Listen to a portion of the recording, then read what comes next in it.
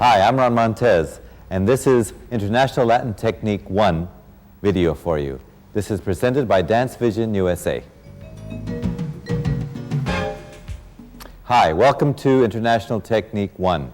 What I'd like to do in this video is give you some very, very important elements to help you to become a better Latin dancer.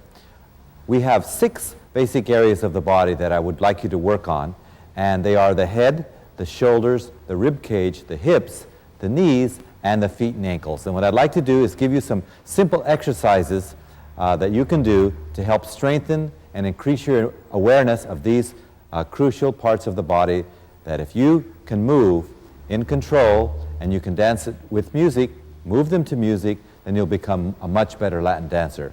A lot of times on our lessons, we spend time learning steps and routines, new patterns and variations, and we don't have time to really develop your body and a body awareness and a flexibility and sometimes a strength where it may be sorely needed. And that's up to you as an individual to develop if you really do want to become a better dancer.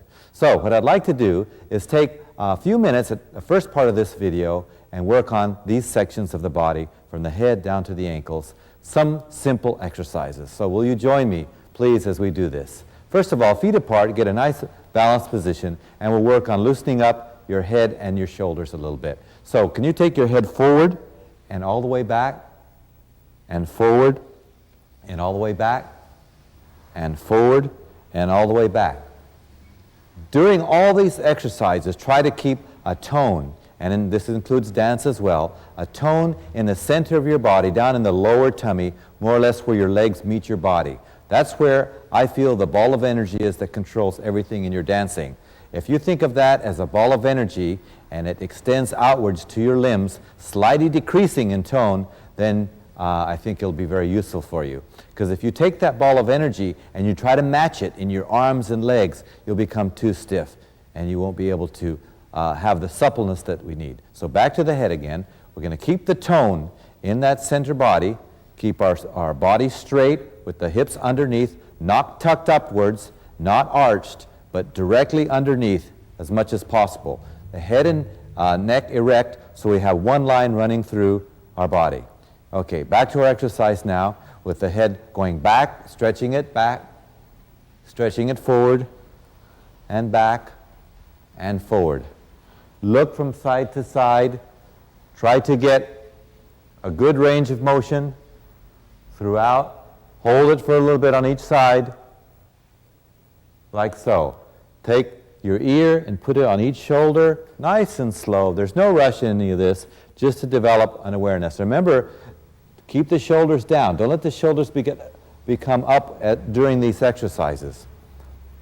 Okay, from side to side, putting one ear to the shoulder, putting your right ear to the shoulder, and so forth. Okay, now we're going to try going in a circle, clockwise, rolling it very slowly, making it even. Change the circle and roll it in the other direction. And repeat to the other way. Another thing we can do also is to extend our chin and neck forward and to tuck it way back. Extend very much forward and to tuck it way back. Extend forward with the chin and tuck it way back. Pulling the neck back into your shirt or your collar also gives you the feeling of an erect posture that you need for ballroom dancing. So filling out the back of the neck into your shirt collar is a good thing to think about. Okay, let's move to the shoulders now, and I'd like you to take your shoulders, one of them first, it could be either one. Let's take your right shoulder and roll it in a full circle, full range of motion, all the way down, all the way forward, all the way up, and all the way back. And make sure while you're doing this that the other shoulder is quiet. Pretend you have a glass of water sitting on this other shoulder and you're only working one. It's nice and flat and you're not doing anything like this that would spill the water. Now let's try the other shoulder. One shoulder working, full range of motion, way up, way back, way down and forward. Now let's work both shoulders in that same manner. Forward, up, back, down, forward, up, back, down, forward, and continue. Let's change direction, starting up and go forward, down, back, up, forward, down, back, up, forward, down, back. Let's take both shoulders forward, both shoulders back, both shoulders forward, both shoulders back. Now, try to do this concentrating on the shoulders and not just do the elbows. The elbows will move, but try to do mostly shoulders. So we're working in this part of the body between our shoulder blades, and we're kind of squeezing the front and squeezing the back, stretching the back and stretching the front. Forward, back, forward, back. And that's not a contraction in the mid-center body yet. We're dealing with the shoulders now. Okay, now we should be able, when we get to these sections of the body, shoulders, rib cage, and hips, and even the knees, express a rhythm of the dance we're trying to learn. And it helps us to become a better dancer and aware of that particular rhythm. For instance, if it's rumba, we can develop the timing as follows. 2, 3, 4. 2, 3, 4. 2, 3, 4. Forward and back. 2, 3, 4. 1, 2, 3, 4. 1, 2, 3, 4. 1, 2, 3, 4. 1. One shoulder. 2, 3, 4. 1, 2, 3, 4. 1. The other shoulder. 2, 3, 4. 1, 2, 3, 4. 1. I'll keep referring back to this because if you play music while you're exercising at home or sometimes in your car or while you're waiting for a lesson, you're sitting and the other lessons are going on, the music is still playing, you can use that music to your advantage and listen to it and help increase your body awareness. Okay, let's move on now to the rib cage section, and I'd like you to do this with your feet apart and put your hands on your legs or your hips and keep that area still and quiet as you move your rib cage side to side. For those of you that have difficulty doing this and isolating it, and I teach a lot of classes, and I find that a lot of times we have people that can't isolate this part of their body, and they kind of just move everything. I'll show you a way to make better use of that and to really isolate it in one moment. But for now, try your best, go side to side, and stretch it out as much as you can. Okay, now let's take an arch position. Put your rib cage forward, project it forward as you hollow out your back, and your hips go back slightly, so we have what's called an arch. Now, pretend we have a string running through the middle of our body here, about where your stomach is, and we pull the string, someone pulls the string forward and back, so you're arching and contracting as if this imaginary string were being pulled forward and back. So again, rib cage forward, arching your back, pull in your stomach, round out your back slightly, arch, contract, arch, contract. As you do that, try to take your weight to the balls of your feet, and then a little bit of the weight shift back to the heels, to the balls of your feet, and then back to your heels, to the balls of your feet, and back to the heels. So you actually have a weight shift while this is happening. So we'll do it again.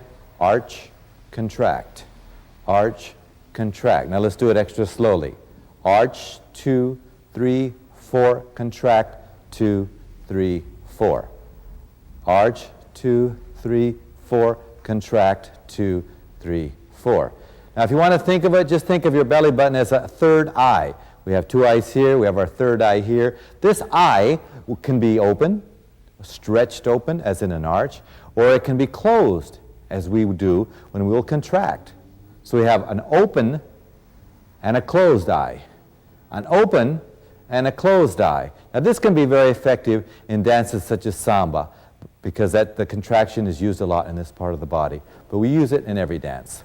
As we do this, remember, arching and contracting is not the shoulders hunching.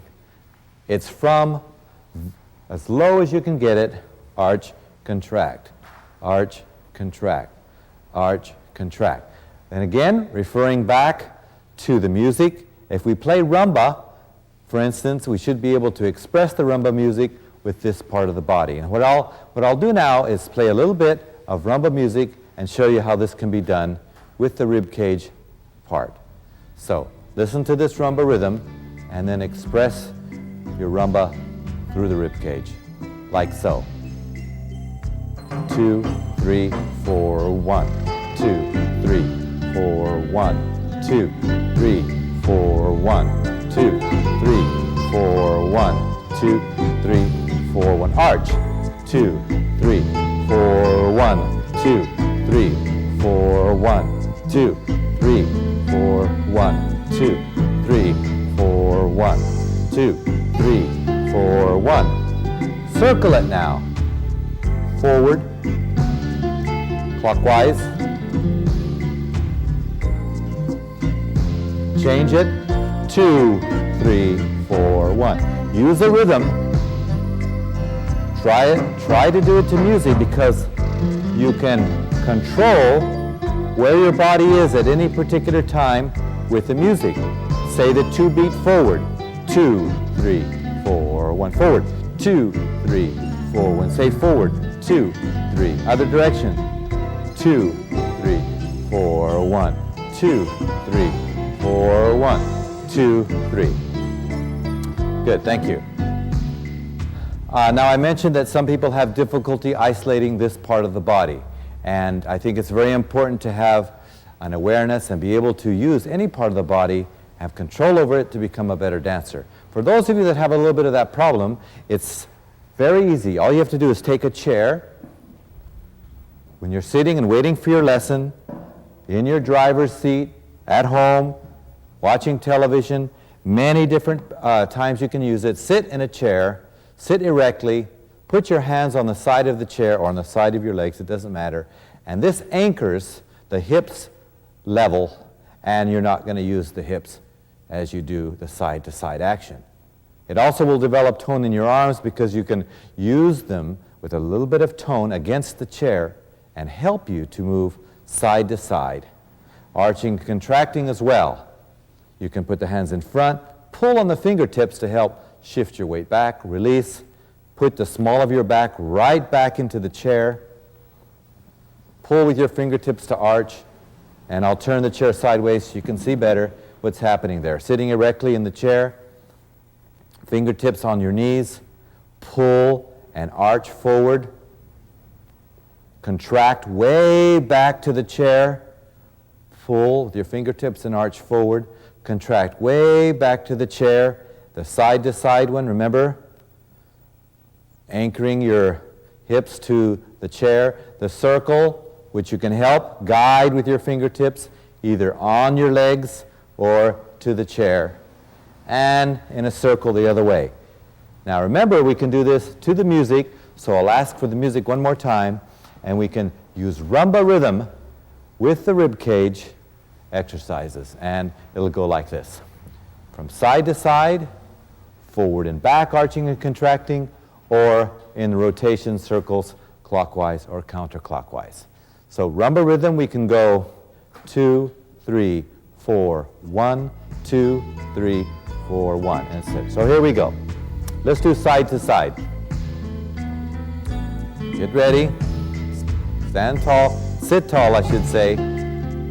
Side to side, and 2, 3, 4, 1, 2, 3, 4, 1, 2, 3, 4. Arch and contract. 2, 3, 4, 1, 2, 3, 4, 1, 2, 3, 4. Sideways, you can see it better.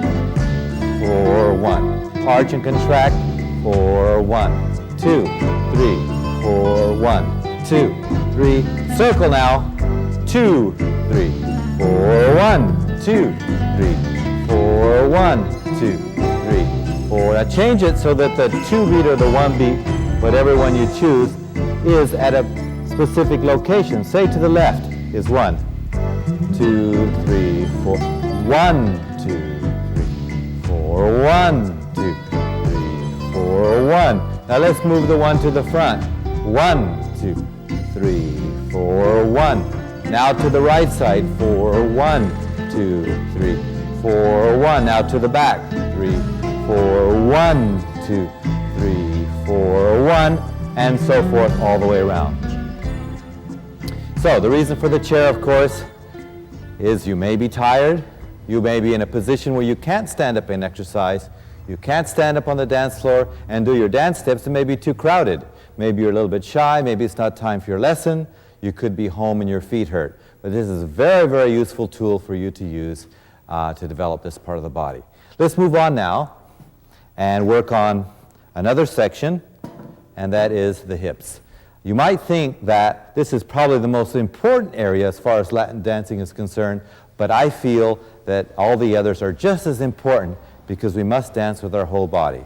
Using just the hips gives a bad impression, and it really doesn't look good as far as developing strong dance technique is concerned. So let's try working with the hips now. We're going to take feet more or less together with the heels, bend the knees and keep them even so that we're not doing an opposition hip action.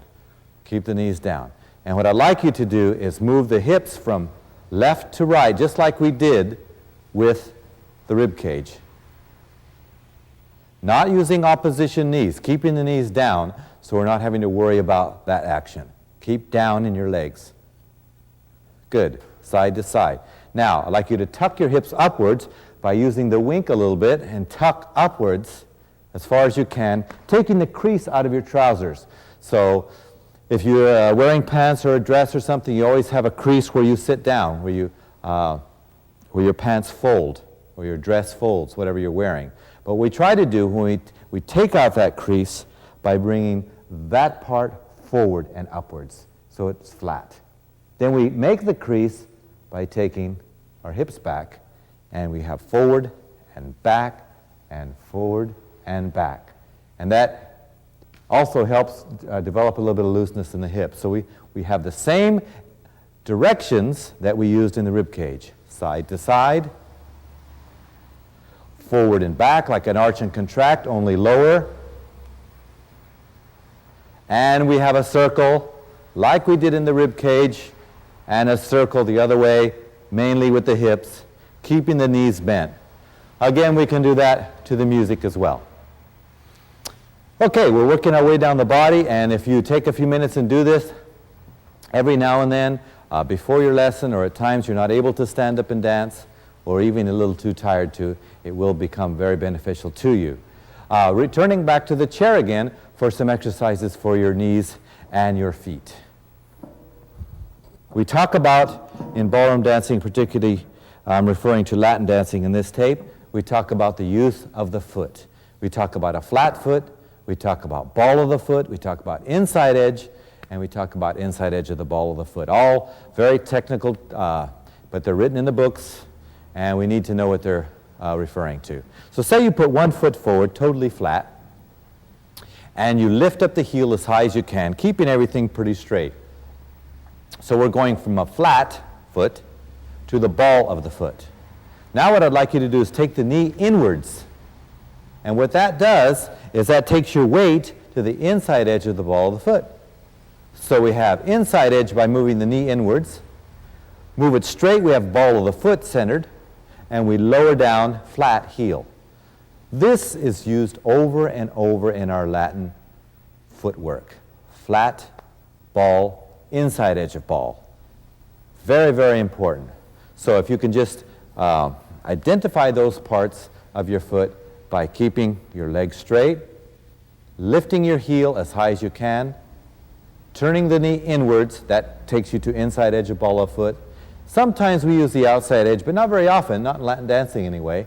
And sometimes when this happens, we lose our balance and fall over. So think, legs straight, heel up as high as you can, inside edge, and there you have the footwork. So you have flat, ball, inside edge, IEBF, inside edge of ball of foot, which is written in all the technique books, right? Another way to identify the use of the foot and to become aware of it is to do it in a simple method like this.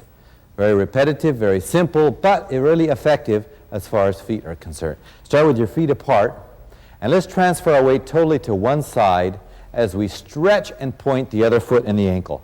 Totally stretch it. Now let's return to the other foot. Stretch and point that foot totally and completely as far as we can. Okay, now let's just think about what we're doing. What we're doing is we have a stretched foot. We put the inside edge to the floor. We put the ball to the floor, and we put the heel down, which makes it flat. The other foot, lifting up, we lift up the heel first, and then we lift up the outside edge, and then that takes us to the inside edge. So we'll keep repeating this releasing and placing of the foot to the floor. When we place the foot, we place the inside edge, we roll to the ball, and then we go flat. When we pick up the foot, we reverse that procedure, and we pick up the heel, and then we take the inside edge, and so forth. So if we're doing a basic step in rumba, for instance, and we start with our feet flat, we must transfer weight first. This is flat at the moment. We transfer weight, heel comes up, stretch the foot a little bit, and you have inside edge of ball of the foot. Break the knee, and you can progress. Put the foot down in its position that you want it to go to, and it goes inside edge, to ball, to flat. Picking the foot up wherever it may be.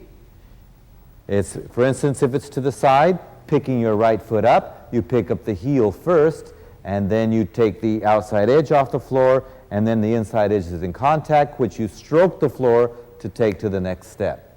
So what we'll do is a basic rumba pattern. I'll do it facing all different angles so you can see. Basic rumba, which is 4-1, 2 and 3 and 4-1, 2 and 3 and 4-1. And all we're doing is repeating what I just said. Pick up the heel, pick up the outside edge, bend the knee and stroke the floor, position it. Position it inside edge, ball of foot, lower the heel.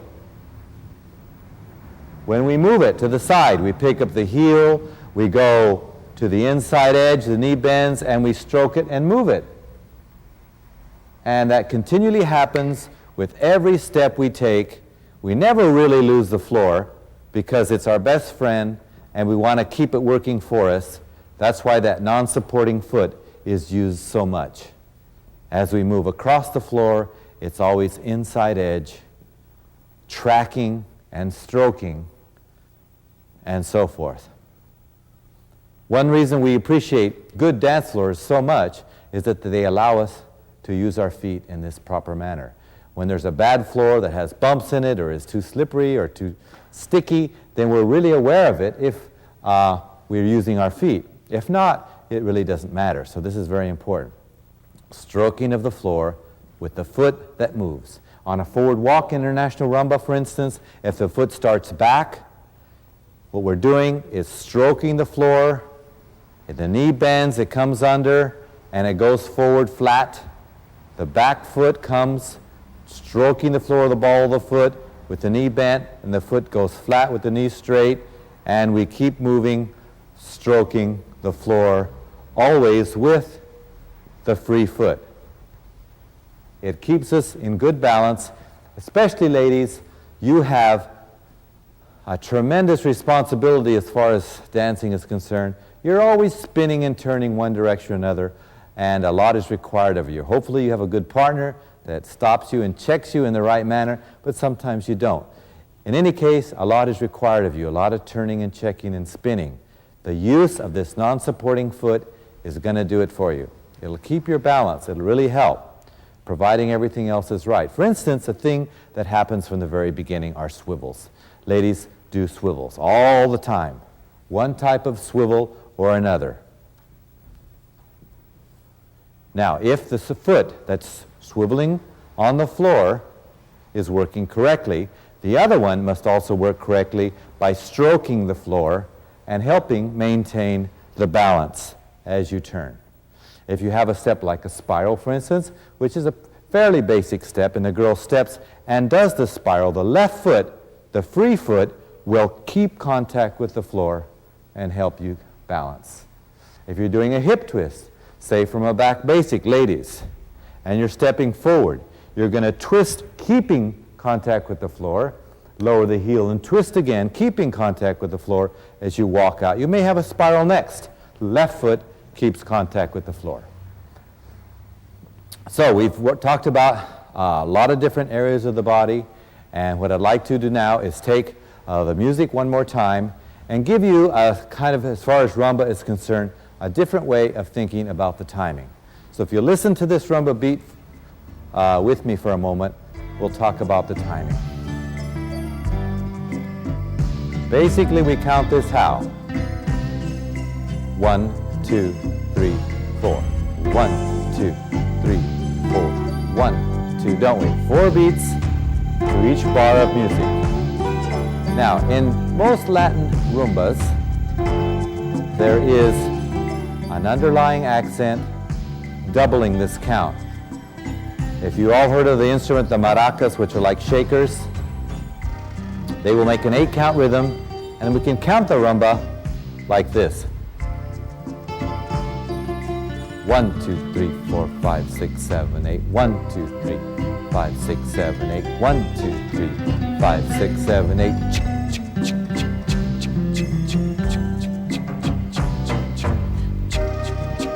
And so forth. Now, if you have a surface that is the drum or the percussive sound, and say you have a drumstick and you have a drum, and that is our beat. And there are 4 of them in rumba. So we have 1, 2, 3, 4. But if you imagine the top of that stroke, that is an accent on its own that good dancers use to a great extent. And we call it the and. We refer to it sometimes as the ya, but the proper word is the and. So you have like 1 and 2 and 3 and 4 and. This and, or the top stroke, separates us into those 8 counts. And if we can hear the rumba music again a little bit stronger, it will be 1, 2, 3, 4, basic rhythm, underlying rhythm, 1 and 2 and 3 and 4 and 1 and 2 and 3 and 4. So listen with me. Count it. 1, 2, 3, 4, 1, 2, 3. Now double it. 1, 2, 3, 4, 5, 6, 7, 8. 1, 2, 3, 4. Make your drum. 1, 2, 3, 4. 1, 2. Double it. Top stroke. 1, 2, 3, 5, 6, 7, 8. 1, 2, 3, 4, 5, 6, 7, 8. Very good. Now, if you can hear that and you can actually feel it, then you will know what to dance to in the music. If you're only dancing to the down ones, that's half the story. It's probably the major part of it, but as a beginner, moving up to intermediate, you want to be aware of the fullness of the music and how to express it as a dancer. So what I'd like you to do is take the rumba basic pattern and dance it with an 8-count rhythm, like so. 1, 2, we're holding. The forward basic will be 3, 4, 5, 6, 7, 8. 1, 2, 3, 5, 6, 7, 8. 1, 2, 3, 4, 5, 6, 7, 8. 1, 2, 3, 4, 5, 6, 7, 8. 1, 2, 3, 4, 5, 6, 7, 8. 1, 2, 3, 5, 6, 7, 8. 1, 2. So we have the 8-count rhythm we're listening to. What does that do for us, actually? 2 very important things. 1, it gives us specific numbers to dance to. 2, it gives us a feeling of filling out the music longer instead of just standing. So the forward beat, the forward break on the rumba is the 2 beat, isn't it? But that really is, with the 8-count, 3, 4. So it becomes 3, therefore we must develop the 4. 5 is the replace, we must develop the 6. Now we have 7, 8, 1, 2, which is normally 4, 1, but now we're using our 8-count rhythm, so it becomes 7, 8, 1, 2. You're thinking of specific numbers, all should be active one way or another. Let's talk about only the forward basic. Turn sideways with me, and let's do the forward basic. Step forward for the count 3. Fully take your weight on it and soften the back knee and lower your right hip 4. So we have something to do for each of those counts. We have the step, which takes place on 3, 4, which is the dropping of the knee, and then we replace the back. For 5, finish the hip action. 6, stretching the leg out. Then we take a side step. 7, 8, 1, fully settle 2. And I know that may be hard to see, but you can really feel it if you give it a try, moving throughout all those counts. So we have so far, we have 3, 4, 5, 6, 7, 8, 1, all the way down to back basic, 3, finish 4, 5, finish 6, 7, 8, 1, finish 2. So I hope that gives you an added tool to use to develop your rhythm. Now, if we could have the rumba again, we'll dance a little bit, the basic rumba, using the 8-count rhythm. 1, 2, 3, 4, 5, 6, 7. 1, 2, 3, 4, 5, 6, 7. 1, 2, 3, 4, 5, 6, 7. 1, 2, 3, 4, 5, 6, 7. 1, 2, 3, 4, 5, 6, 7. 1, 2, 3, 4, 5, 6, 7. 1, 2, 3, 4, 5, 6. That's the upbeat. 1, 2, 4. 3, 4, 5, 6. 4, 6. Okay, very good. So I hope these things are making sense to you, because they are very important as far as developing your dancing is concerned.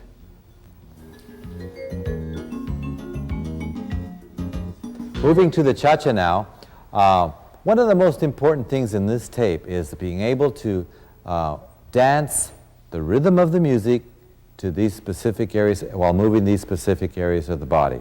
So we'll ask for a little cha-cha music now, and I want you to try moving the rib cage first, cha-cha rhythm.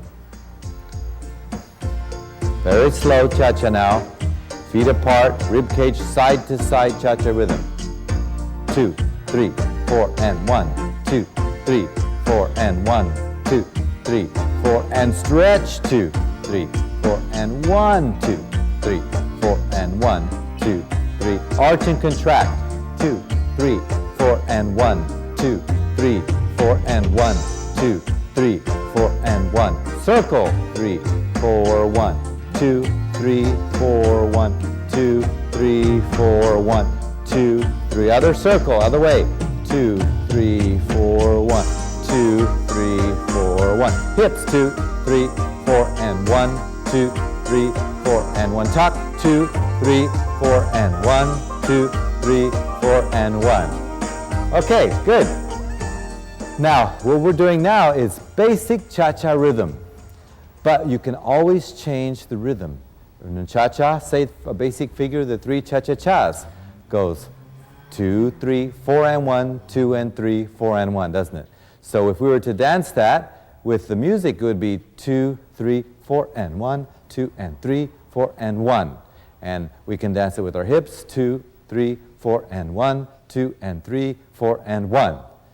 So what I'd like to do is ask for the cha-cha music again and dance the rib cage area and the hips going in opposition, cha-cha rhythm first.